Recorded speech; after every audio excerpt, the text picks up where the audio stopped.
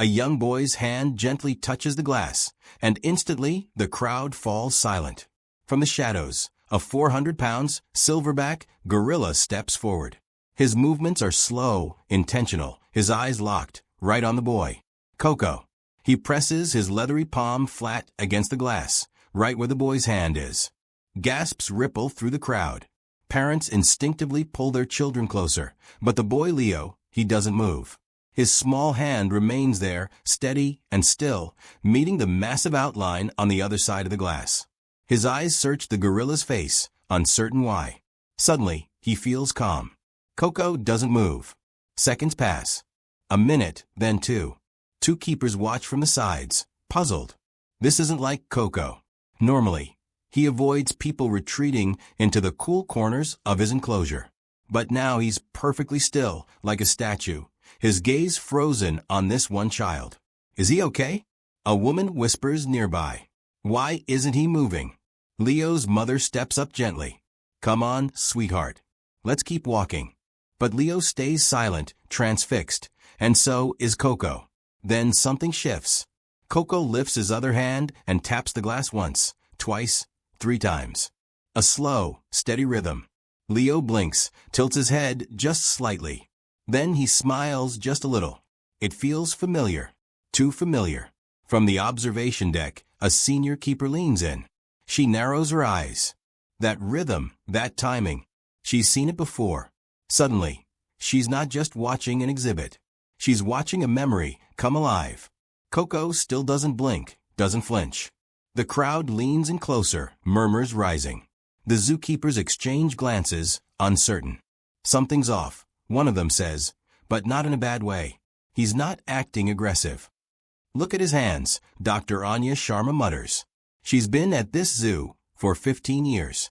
Coco raises his arm again, 2 fingers, then a slow wave. Again once, twice, then he taps the glass. The same rhythm. That's not random, Anya breathes. She steps back from the railing, then runs. Inside the staff building, fluorescent lights buzz overhead. She's rifling through drawers, file after file. Folders slam open. Photos scatter across the desk. Incident reports. Enrichment logs. Then she freezes. There it is. A worn yellow binder. Therapy program discontinued. She flips it open. Old reports, transcripts, photos from child therapy sessions. One image stops her cold. A toddler, no more than 2, sitting across from Coco.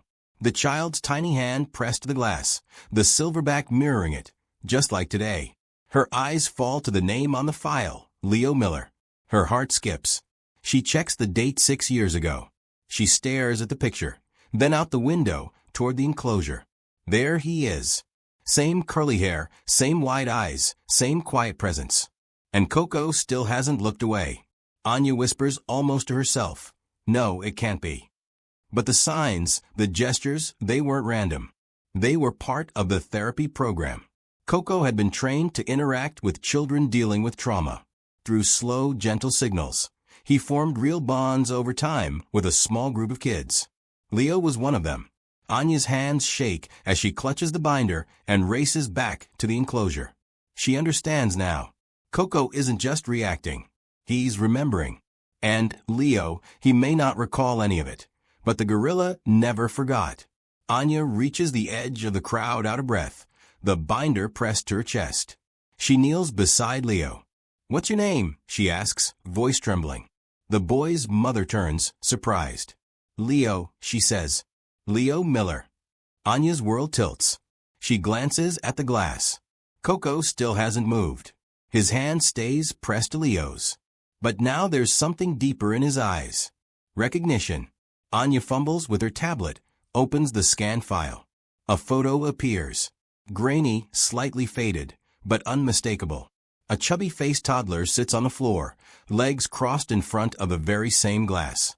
And Coco, yes younger, mirrors the boy's posture, their hands touching through the pane. Anya holds out the screen. Leo, she whispers. This was you. You and Coco years ago. Leo leans in, peering at the photo, his eyebrows knit. That's me, he murmurs. He squints, then turns to look up at Coco. I don't remember, But Coco remembers. Suddenly, the gorilla moves. Tap, tap, tap. That same rhythm. The game they used to play. Leo jumps slightly, startled. His hand lifts, instinctively, matching the pattern. Something flickers inside him. Not a memory, exactly, but a feeling. Laughter. Safety. Trust. Coco watches. A low, soft grunt escapes his chest. Not a warning. A welcome. Anya's voice cracks thick with emotion. He's not just mimicking. He's reaching out. He knows who Leo is. Around them, the crowd fades. The noise vanishes. Time seems to slow. Just a boy and a silverback. 6 years and a wall of glass between them. But somehow still connected. Whispers ripple through the air. That's impossible. But Anya shakes her head. No, she says softly. It's not. He never forgot him. And now somehow, against all odds, he wants him back. Her voice turns firm. Clear the area. She gestures to the staff around her. No cameras, no noise. This isn't a show. The crowd hesitates for a beat, unsure. But the keepers move quickly, gently guiding everyone back. In minutes, the noise fades. Only the boy, his mother, and a few staff remain. Anya kneels beside Leo once more. Talk to him, she whispers, her voice tight with emotion. Just like you used to. Even if you don't remember, just try. Leo gives a small nod. He scoots closer to the glass, then slowly lowers himself to the ground, legs folded, sitting cross-legged on the pavement, just like in the old photo.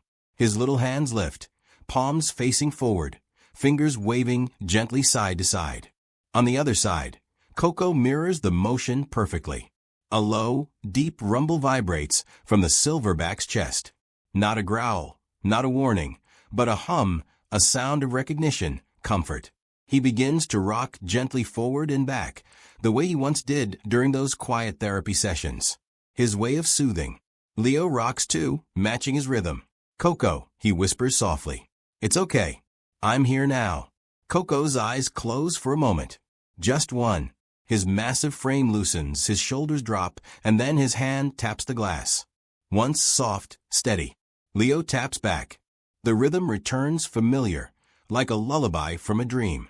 Like two old friends falling into a beat they never really forgot. Behind them, Leo's mother covers her mouth with trembling hands. Tears spill silently down her cheeks as she watches her son, so calm, so present, speak to a 400-pound gorilla like no time has passed at all. Anya stays still. She doesn't dare move or speak. She knows exactly what she's witnessing. This isn't mimicry. It's memory. A bond reawakening. Leo leans forward, his forehead gently resting against the glass. A breath fogs the divider. On the other side, Coco does the same. Two silhouettes perfectly mirrored, frozen in a moment no one fully understands, but everyone feels. And in that stillness, after all these years, the boy who once couldn't speak is finally heard. By morning, the story is everywhere. Security camera clips leak online. Headlines explode across social media. Gorilla recognizes boy from years ago. Unforgettable reunion captured on camera. News vans line up outside the Maple Creek Zoo gates. Reporters flood the phone lines, begging for interviews. But Anya refuses them all. This wasn't about science, she says quietly.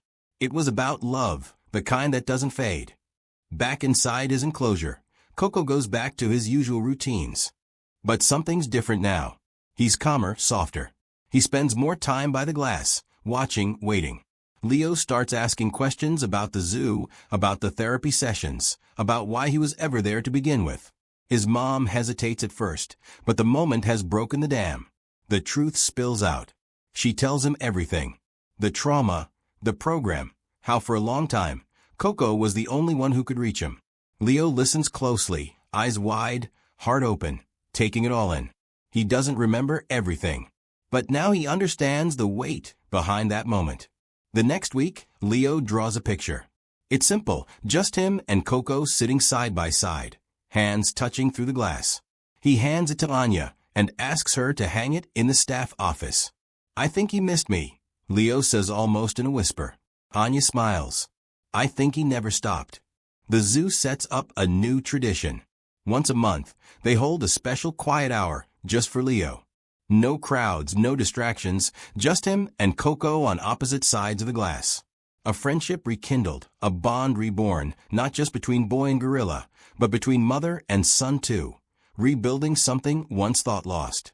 And while the internet will eventually move on, chasing the next viral moment, those who stood there, those who watched it unfold with their own eyes, they'll never forget. Because sometimes the most powerful connections aren't made with words. They're made with memory and love that refuses to fade. If Coco and Leo's story moved your heart, give this video a like. It helps more people discover the powerful connections we so often overlook.